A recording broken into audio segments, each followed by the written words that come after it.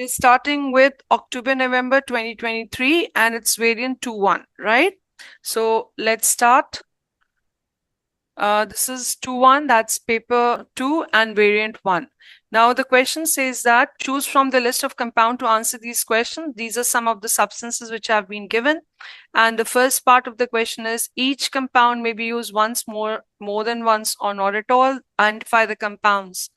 Part A toxic gas need to be highlighted, produced by the incomplete combustion. Without looking at the option, I know it's going to be your carbon monoxide. Okay, so you need to write down whatever is given. The name is given, so you write down the name, right?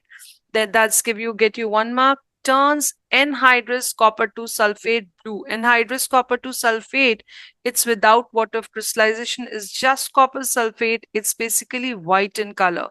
But when copper is associated with water crystallization, 5 water, so it becomes blue in color. So basically what you require is you require water here. So the answer is going to be water. Next question. The next part, it says that leads to deoxygenation of water in river. So deoxygenation of water in river. So basically either the nitrates or phosphates, they actually combine with, they leads to oxygenation. So if you're looking for a nitrates, and we have the only nitrate present here, that is basically a sodium nitrate. So this is what you will be your answer, right? Then after this, we have the D part. It says that in aqueous solution, give white PPT on addition of acidified aqueous barium chloride. So if you're getting white PPT with barium chloride, that means the sulfate ions are present. So do we have any salt with the sulfate ions? We have the sodium sulfate. So we'll be writing here sodium sulfate. Okay. Then comes the next part. The next part is that contains the ion with the charge -1. So let's check out which has the ion with the charge -1. So the nitrate will be having the charge with either this will be the answer, or you can have this as answer. The chloride has Cl negative, same goes for nitrate as NO3 negative. So we can have here that can be your lead chloride, or your answer can be your sodium nitrate, any one of them, if you have written it correctly. So you'll get 1 mark for that. Coming to the next part, the next question we have. Okay, coming to the next question, question number 2. This question is about metals. Potassium is an element in group 1 of the periodic table. Copper is a transition metal. So potassium in group 1 and copper is a transition. State 2 physical property of potassium that are different from the copper. We know the group 1 have low densities, right? They have low density, they float on the surface of water, and they have low melting and boiling point, which is very different from the transition metal. The transition metals, they have high densities, okay? They have a high density, and that is the reason the metal like iron or copper, they sink in the water. And they have the metals, they have the transition metals, they have high melting and boiling point. So these can be your answer, these can be your differences. Apart from this, we know that the group 1 metals, if you talk about them, they are soft, you can cut them with a knife. And whereas the transition metals, if you talk about, they are hard, right? They are malleable and they are ductile in, okay? These are the basic 3 properties which we see when we talk about your. Apart from this, there can be one more difference. If you talk about potassium and copper, the copper is basically pink in color, right? It's pink, or we can say it is reddish brown in color if you talk about the appearance. And when we talk about the appearance of the group 1 metals, so they are either gray because they have a layer of oxide on them, or if you remove the layer of oxide, they are basically silverish in color. They are silverish, or they are silvery in color. So these are basic four differences. Coming to the next part, complete the diagram in figure 2.1 to show the electronic structure for potassium. We know potassium ion they're talking about. Potassium ion is the ion with K positive, and it is going to lose one of its electron in order to attain the nearest noble gas configuration. So potassium is basically 19. Its atomic number is 19. So its configuration is going to be losing one electron. Its configuration is going to be 2, 8, 8, right? So here on the dotted lines, they expect us to write down the charge, and then we will be writing down, because we have to show it, the charges here. So 2 in the first shell, then 8 in the next shell, and there comes another 8 in the next shell. So we'll be making the pair like this so that it's become easier for the examiner to check. Coming to the next part, C part, we have, it says that shows the observation, this table 2.1, where the 4 different metals react with the cold water.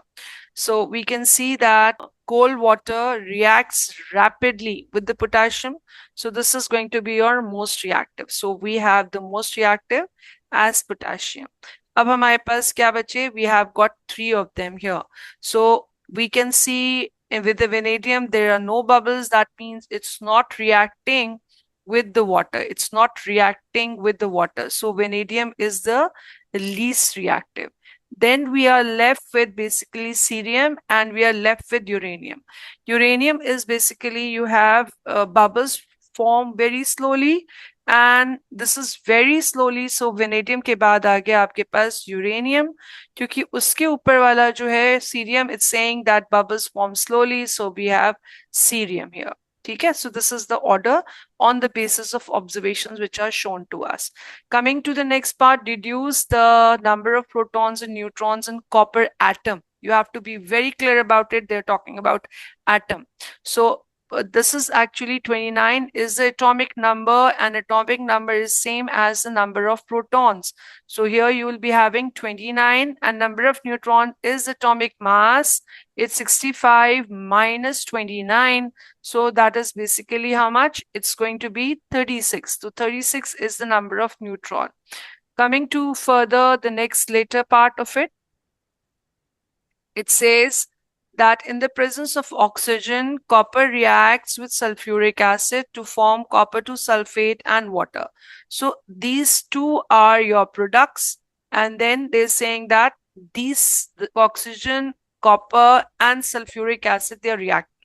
Construct a symbol equation for the reaction. It's for 2 marks. That means 1 mark is for the equation writing, and 1 mark is for the balancing of the equation. So you need to write down the balanced equation. So let's write down the reactant here. Copper plus oxygen plus we have sulfuric acid react together to give you copper 2 sulfate, that's CuSO4, and it gives you water. We need to balance the equation now. On balancing, because it's copper sulfuric, it's going to form water. So let's balance it as 2, because oxygen है तो आपको इसको balance करना है. जब 2H2 हो गया तो अब यहाँ पर सल्फेट भी 2 हो गया और कॉपर को भी 2 कर दिए, तो this becomes copper 2 copper sulfate. Okay, so this is how you'll be balancing it.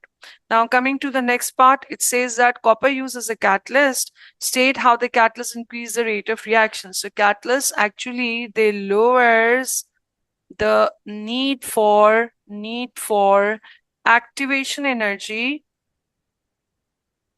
by giving alternate route for the reaction. Okay, only this much is also correct, but if you want to add by giving alternate route for the reaction, then that is an additional part which can further explain. Name the catalyst for the contact process. So if you remember the mnemonic CV stands for with contact process, and the catalyst is your vanadium pentoxide. It's vanadium pentaoxide. Okay, they're asking the name, so be very clear about it. So the formula V2O5 will not get you the marks, so you have to write down the name only. Okay, coming to the next part, it says that give 2 reasons why copper is used in electrical wiring. Number 1, it's a good conductor of electricity. Being a metal, good conductor of electricity, and plus it's highly malleable and ductile. It can be drawn into wires easily. So because of the ductility, the usage of copper is in the copper wires. Okay. Coming to the question number 3. When you talk about the 3, so this is a student investigate the reaction of small pieces of zinc with dilute hydrochloric acid at 25 degrees Celsius. The hydrochloric acid is in excess. So these are the keywords. We always underline the parts of the question. So we have it here. Complete the equation for this reaction by adding the symbols. The zinc is going to be a metal. It's solid. With the HCl, we have an aqueous. Zinc chloride is already a soluble solid. It's mentioned here, and hydrogen is a gas. Then coming, this is basically they're giving you 2 marks for the state symbols. 1 or 2 state symbols correct, you will get 1 mark. If you have all the 3 correct, you'll be getting 2 marks then. Coming to the B part, shows the volume of hydrogen released proceeds. Okay, so on the y-axis, you have the volume of hydrogen in cm cube, and you have the time per second for this reaction. Okay, so this is how they are showing. This is a curve. Initially, the steeper the curve, the faster the reaction. As the steepness decreases, the rate of reaction decreases, and this flat line is showing that the reaction has stopped. So let's see what the question is. The question says that deduce the time taken for the beginning of the experiment to collect 39 cm cube of hydrogen. So we have to make the guided lines for the 39. That means for this particular part, how much? This is 39 because 30 40 के बीच में 10 division है, तो 40 से नीचे वाली जो division है, that's 39. So you're going to have a guided lines to explain that this is basically, आपको यहाँ पर गाइडलाइंस शो करके दिखाना है कि ये 150 cm cube है, right? So this is being shown here. So answer is 150 seconds is required for the collection of 39 cm cube. The student repeat the experiment using dilute hydrochloric acid with a higher concentration. All other conditions stays the same. So we are going to have a fair test. Draw a line on the grid in figure 3.1 to show how the volume of the hydrogen changes when the dilute hydrochloric acid with a higher concentration is produced. So with the higher concentration, what you will be doing that only because the concentration is increased, the rest of the things are same. So what we have to do is we have to have a higher gradient, but the curve is going to merge with this, or concentration increase हो रहा है तो इसका मतलब reaction jaldi stop होगा. ठीक है, reaction jaldi complete होगा. So we are going to have this kind of a gradient which is going to merge with the original line. So we will label this particular line as 3b part 2 ताकि आप इसको label करें that this is my answer for 3b part 2. ठीक है, 3b part 2. So this is what we will be showing. The student repeat the experiment at 30 degrees Celsius. Previous experiment was done at 25 degrees Celsius. So now they are increasing the temperature. Now all other conditions stays the same. Describe and explain using the collision theory how the rate of reaction differs when a temperature was 30 degrees Celsius. So we have to say that the rate of reaction is going to increase because the particles are going to acquire, क्योंकि particles, they will acquire more kinetic energy, hence they will have more, therefore they will have more successful and frequent collisions. So that is going to be responsible for the faster reaction. Okay. Then comes the last part of the question. A sample of hydrogen is put into the gas syringe. The end of the gas syringe is then blocked so no gas can escape. Okay. Explain using the kinetic particle theory why decreasing the pressure the gas syringe in the gas syringe increase the volume when the temperature stays the same. So in this case, you will say that because when you decrease the pressure, so what will happen? The particles, they will be, when you increase the pressure, the particles will move further away. Okay? On decreasing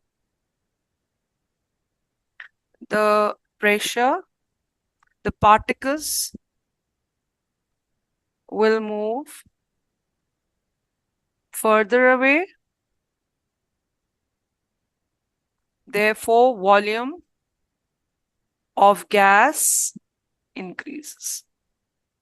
So this was a complete question on speed of reaction. Let's move on to the next question. And this is question number 4. The question number 4 is about electrolysis. Okay. Concentrated aqueous calcium bromide. So calcium bromide means it has calcium ion, bromide ion, and it has H positive and OH negative ion. So these are the ions which are going to be present in calcium bromide. Okay, and we have a graphite electrodes. Graphite electrodes means they have inert electrode. Predict the product at each electrode.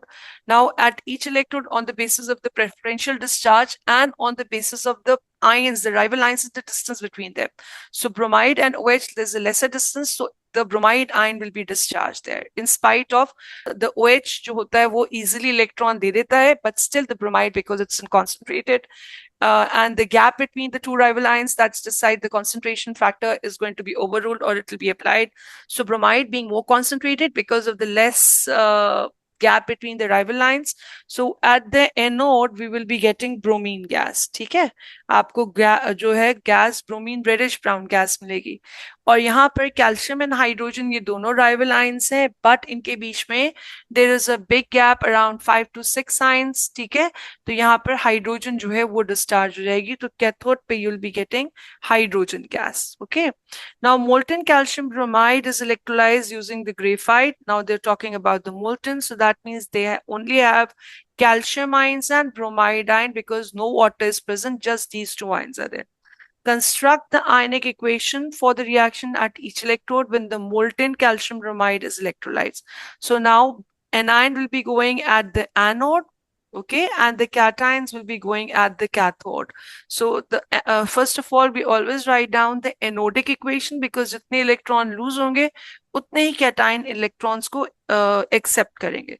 So let's write it down. So we have bromide ions, they will be giving you the bromine gas, and in order to get the bromine gas, they require 2 atoms. So let's put 2 here. So there will be a loss of 2 electrons. So now calcium ions, they will be accepting these lost electrons to form a calcium. So these two equations will get you 2 marks. Describe the test for aqueous bromide ion. Include the observation for the positive test. So all the halides, we test them using your silver nitrate. So the halides are being tested with silver nitrate. Silver chloride give you white PPT.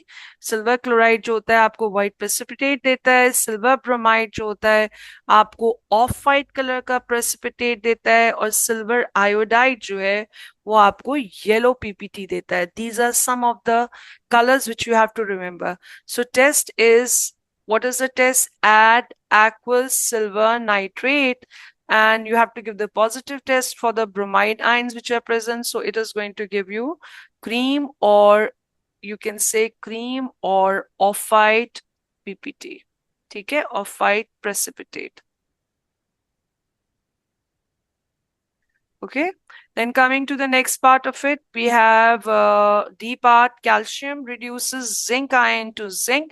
Calcium being more reactive, here this is going to undergo a displacement reaction क्योंकि calcium जो है वो more reactive है, तो zinc को उसके salt solution में से निकालेगा. ये आपकी आयनिक इक्वेशन है. तो यहाँ पर जिंक फॉर्म हो जाएगा calcium. In the terms of the movement of electrons, how the calcium act as a reducing agent. So let's see here, calcium is basically converting into calcium ions and zinc is basically converting into zinc ions. We know the reducing agent itself is going to be oxidized, and oxidation is basically loss of electron. So they are talking about the calcium being, the calcium acting as oxidized reducing agent, means it is being oxidized, means it is losing the electrons. So let's see, calcium when converted into the calcium ion, it's definitely losing 2 electrons. यहाँ पर loss of आपका क्या है, loss of 2 electrons, whereas the zinc is basically gaining 2 electrons. So this has been oxidized, calcium has been oxidized, hence acting as a reducing agent. And zinc ions, they have been reduced and therefore they're going to act as an oxidizing agent. So you have to explain the same thing. So same thing you will be writing in words. Okay. Part D1, you will be writing calcium. Calcium, they are basically calcium losing 2 electrons to form calcium ions and therefore being oxidized and acting as reducing agent. Okay. Similarly, state the oxidation number of zinc ions. हमें मालूम है कि जो भी ion के ऊपर जो charge होता है, जो वैलेंसी होती है, उसका ऑक्सीडेशन नंबर बन जाती है. So the oxidation number of zinc will be 2+. Coming to the next part, sulfur dibromide produced when sulfur reacts with the bromine. So we have SBr2, right? Sulfur belongs to group 6 and bromine belongs to group 7.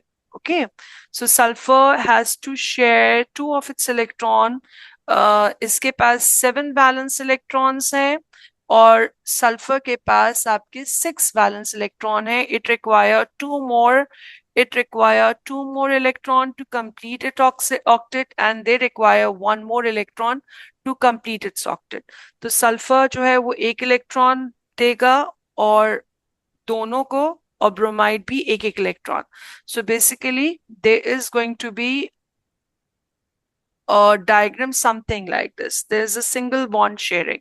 Now if we draw the sulfur with dots and the bromine with the crosses, so we will have 1 because single bond sharing would be 2, 3, 4 and 5 and 6 because it's belong to group 6, and the bromine will be having 7, 1, 2, 3, 4, 5, 6 and 7. Similarly 1, 2, 3, 4, 5, 6 and 7. So there is a single bond being formed between sulfur and bromide like this. So this is a single bond between sulfur and bromine and that is being shown by a dot and cross diagram. We have the question number 5 now. Question number 5 is related to organic chemistry. We have a displayed formula of compound A. This is compound A. Draw a circle around the functional group in figure 5.1 that is also present in alkenes. Alkenes, we have a carbon double bond carbon. So we have the other functional groups as well. We have a carboxylic group here and they are not asking for the carboxylic group. So we are not going to circle it. We have to circle only the carbon double bond carbon. So this is what they're expecting us to do. ठीक है. Now moving ahead, आगे move करते हैं. Deduce the molecular formula for a compound. Now in order to deduce the molecular formula for a compound, what we have to write down all together जितने भी carbon है, जितने भी hydrogen है, जितने भी oxygen को sum up करके. So let's count. 1, 2, 3, 4, 5, 6. There's 6 carbon. Let's move on to hydrogen. 1, 2, 3, 4, 5, 6, 7, 8, 9 and 10. So we have 10 hydrogen and there are 1 and 2. So there are 2 oxygen. So this is going to be the molecular formula. Now compound A is solid at 20 degrees Celsius. Describe its movement, motion and arrangement. So we know the solids, they have a vibrational moment. They vibrate remaining at their own positions, right? Arrangement, they are closely packed in regular arrangement, in regular fixed arrangement. Okay, so this is what you will be supposed to write down. Coming to the next part, alkenes react with the hydrogen in the presence of a catalyst. Draw a circle around the type of a reaction. They're talking about the type of reaction. So type of reaction, we have studied 2 type of reaction, either addition reaction or the substitution. Addition reaction is a characteristic of an alkene. So we are looking for an addition reaction, whereas a substitution reaction, that's a characteristic reaction for an alkanes. Now name the catalyst. So it's about the hydrogenation for hydrogen. The catalyst is basically nickel, right? It can be platinum, but we know it's nickel or platinum, both are accepted. Then we have the C part, show the structure of the compound. This is the compound B, and it again have a double bond in, and it has a electronegative element or a halogen, that's chlorine. Compound B can be polarized. You need to draw the 2 repeat units of the polymer. So we always prefer to have a monomer something like this. तो इस structure को भी हम assume कर लेते हैं कि ये जो CH3 है, we can write it down CH3 like this. तो हमारे पास ये एक monomer आ गया. Ignore this part. ठीक है, जब हम इस part को ignore कर देंगे तो हम एक monomer ले लेंगे. This is going to be our one monomer with the Cl on the top and hydrogen at the bottom and CH3 here. Remember, there is always a double bond between carbon and carbon. ठीक है, इसी तरह से we are going to have another monomer similarly placed जहां पर CH3 is down there and H. अब हमें क्या करना है? We have to make an addition because आपके जब unsaturated monomer होते हैं तो उनके बीच में addition polymerization होता है, तो आपको इनको connect करना है. You have to connect them.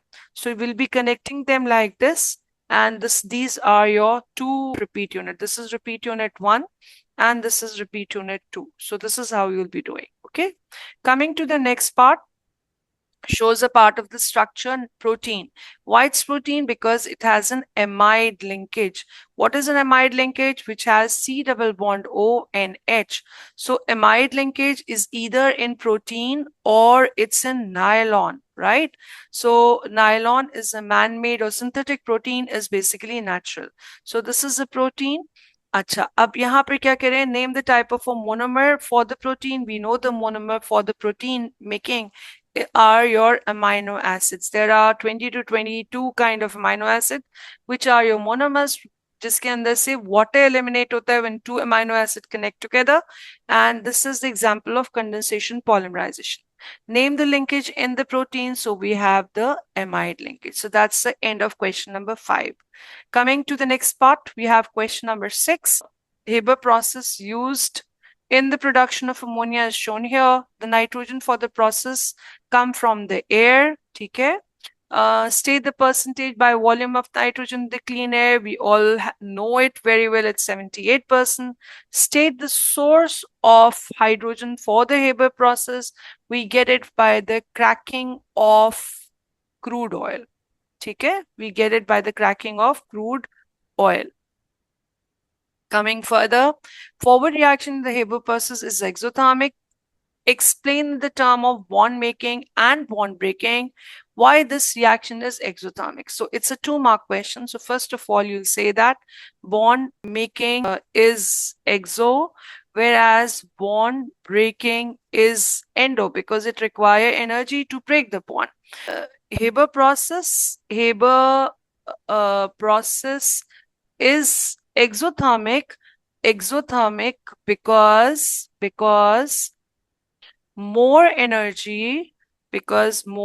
energy is released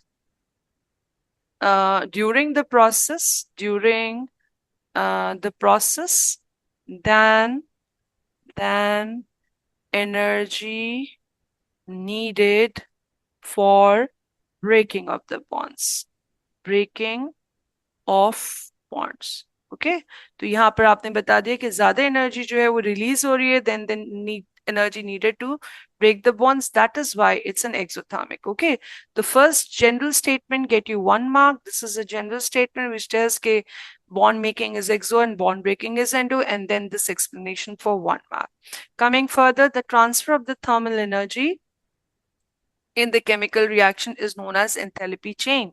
Write the symbol for the enthalpy chain, include the sign for an exothermic. So we know that we always depict the exothermic energy enthalpy change as negative, and the delta H is denoted for the enthalpy change. Okay, so that is what they're demanding. Now aqueous ammonia is basically your ammonium hydroxide, is an alkali. Aqueous ammonia react with the dilute nitric acid to form a salt. Now we have ammonium hydroxide and nitric acid, which is basically your HNO3. So name the salt. The salt is going to be your ammonium nitrate. Remember, they're demanding the name, so you have to give the name only. Okay, so it's going to be nitrate. Name the experimental technique used to make the solution of the salt from the dilute nitric acid and aqueous ammonia. You have an alkali and you have a acid. So the method is going to be titration method, which is, and the reaction is going to be your neutralization reaction. But the method through which you will be preparing this salt is your titration method. So that ends your question number 6. Moving on to the question number 7.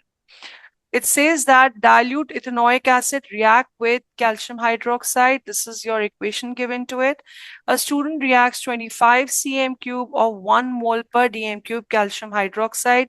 This is the volume and this is the concentration which has been given of calcium hydroxide with the dilute ethanoic acid using thymolthaline as an indicator. Now, after this, a volume of 25 cm cube, that's a volume of your dilute ethanoic acid, reacts exactly with 0.10 mole per dm cube of 25 cm cube of calcium hydroxide.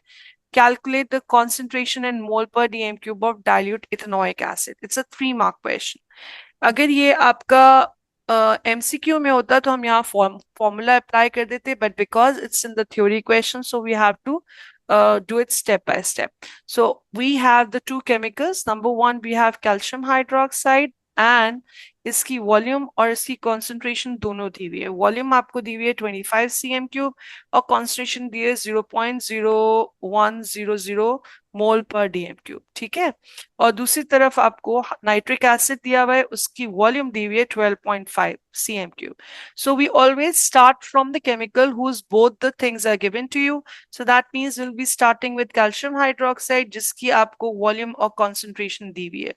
Now, using the formula, first we need to take out, calculate the moles. So in order to calculate the moles when the concentration and volume given to you, so by using this formula, V into C divided by 1000, we are taking 1000 because आपको volume cm cube में दी हुई है और concentration dm cube में दी है. So we need to convert the units. So volume is 25 times 0.0100 divided by 1000. We'll convert this into moles. So we will be getting the answer, that is 2.5 into 10 raised to power minus 4 moles. ठीक है? Now going back to the equation, there are reacting in the ratio 1:2. That means अगर हमारे पास calcium hydroxide के 1 mole है, तो ethanoic acid के we will be having the 2 moles of it, right? So that means 2, अगर हम moles calculate करेंगे तो 2.1 into 10 raised to power minus 4 times 2 हो जाएंगे आपके ethanoic acid के. And these moles are there in 12.5 cm cube. So if these many moles are in 12.5, so 1000 cm cube, which will be actually the concentration में कितने moles होंगे. So on computing this, जब हम इसको compute करेंगे, we will be getting the answer 0.0400 mole per dm cube. So 1 mark is basically to find out the concentration of calcium hydroxide. The second mark is for this, and the third mark is for calculating the concentration of your ethanoic acid. Now state the color of thymolthaline in calcium hydroxide. So in an alkali, thymolthaline will be giving you blue color. Okay, this is a new indicator which has been added recently. So that is what you should be knowing. Okay, then we have ethanoic acid. It's colorless in acid. And just like phenolphthalein, when we talk about phenolphthalein, so phenolphthalein is basically colorless. It's colorless in acid and it gives you pink color in alkali. Similarly, in alkali, thymolthaline is actually blue and in acid, it's colorless, right? So remember this color change. This is an important one because recently this is a new indicator which has been added on. Now, what do you mean by the term weak? Weak means where you get few hydrogen ion on dissociation. ठीक है, on dissociation of an acid,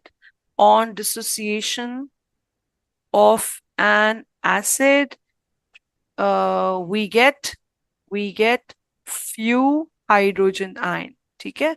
Now write the formula of the ions which are present in the aqueous solution of an acid. So all the acids, they contain H positive ions. So that's an ion which is common to all the acids. Now coming to the D part of it, dilute ethanoic acid react with the sodium carbonate. And again, the ratio is 2:1. Now they're saying that calculate the volume. This is the reaction which is producing this gas, carbon dioxide gas, and a salt which is sodium ethanoate. Now calculate the volume measured at RTP of the carbon dioxide produced in cm cube when 3.18 grams of sodium carbonate react with excess of ethanoic acid. So let's ignore this. So that means we have to make connection between carbonate and the carbon dioxide. So let's see here. I'm going to write it down. The remaining part we are going to ignore because that's unnecessarily हमें लेना ही नहीं है. So we have to make connection between sodium carbonate and carbon dioxide. Okay, they are reacting in the ratio 1:1. This is 1, this is 1. So for this we need to calculate the MR for sodium carbonate.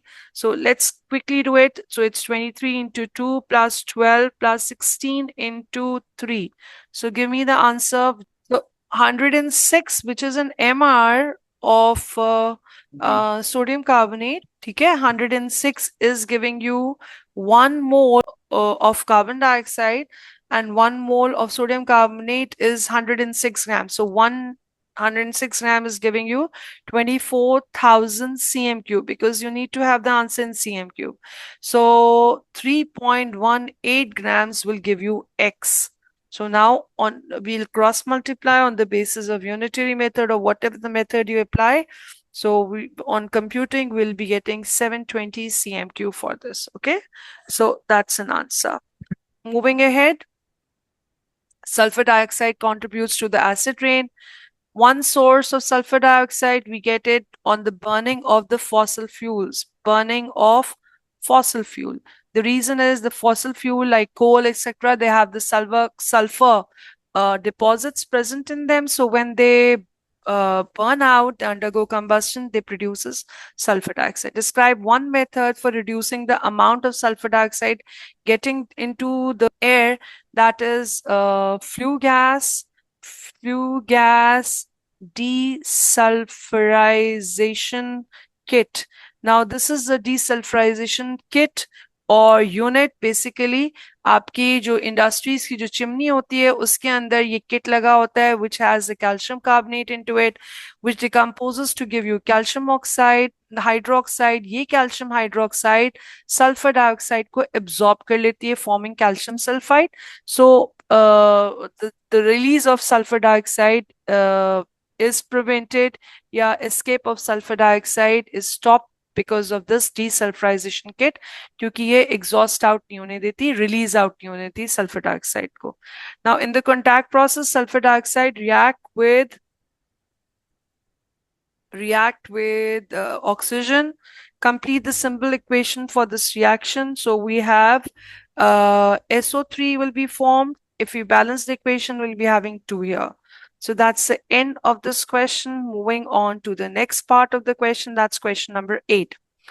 Now it says that ethanoic acid is manufactured from methanol. This is your methanol and this is your ethanoic acid. Now the forward reaction is exothermic. So let's write down, it's the forward. If it is exo, then backward is automatically it's going to be endo, right? Now they're asking you to predict and explain the effect, if any, on the position of the equilibrium when the pressure is decreased. आपने pressure को क्या किया? Pressure का impact सिर्फ gases पे होता है. You're decreasing it. So all these are gases. ठीक है, जब आप pressure decrease करते हैं, it favors the side with increased volume. जब आप pressure decrease करेंगे तो volume automatically increase होगी. So that is what. तो अब आप यहाँ पर volume देखें. So this is 1 volume, this is 2. This altogether you have 2 volume on the reactant side. ठीक है, and this is 1 volume. So when you decrease the pressure, ठीक है, आप statement दे दें. You are doing the explanation first. When you decrease the pressure, it favors the side with increased volume. Therefore, the equilibrium will move to left hand side. Okay, so that is you are predicting in this part, and this part is actually giving you the explanation.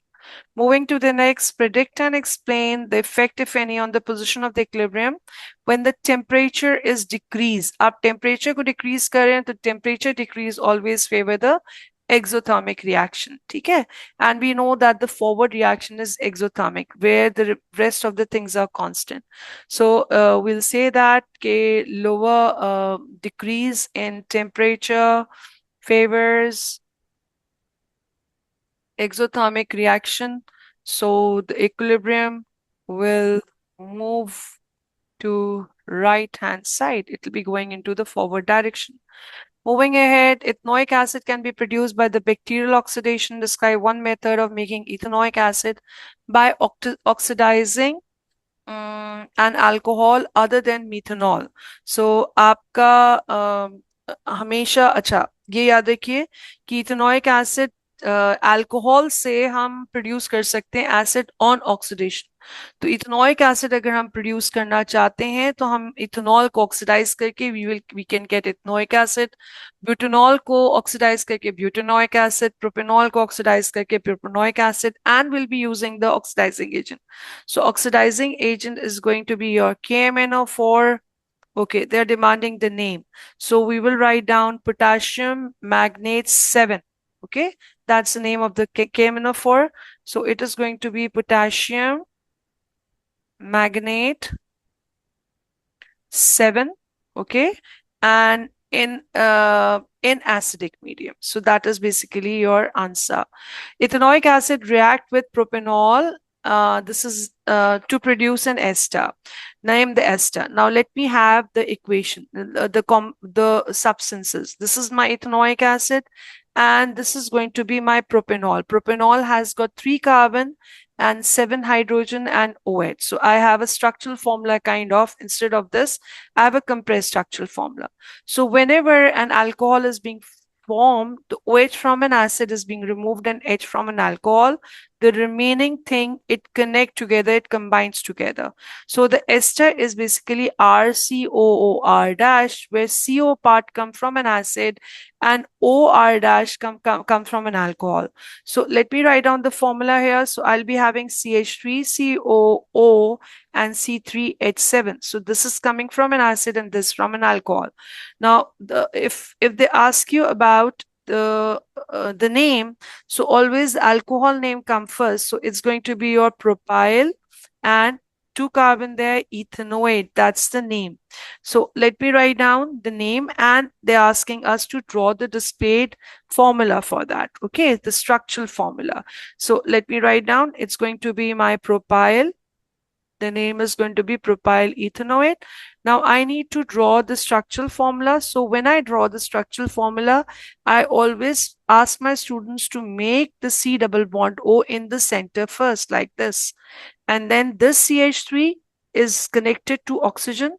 So I'll be making 3 carbon here, connecting, satisfied by the 7 hydrogen. So this is how I'll be satisfying 3 carbon with the 7. And this carbon will be connected with this carbon. So this carbon is being satisfied by 3 hydrogen. So this is going to be complete displayed structure for my propyl ethanoate. And I think this is the last question, question number 9.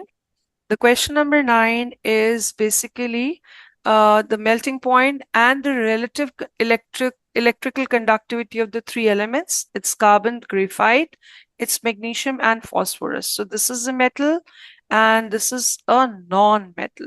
So non-metal, we know they are not going to conduct electricity. Metal will be conducting and graphite will be doing because of the delocalized electron. Magnesium is going to exist in the metallic lattice, so it has a high melting and boiling point.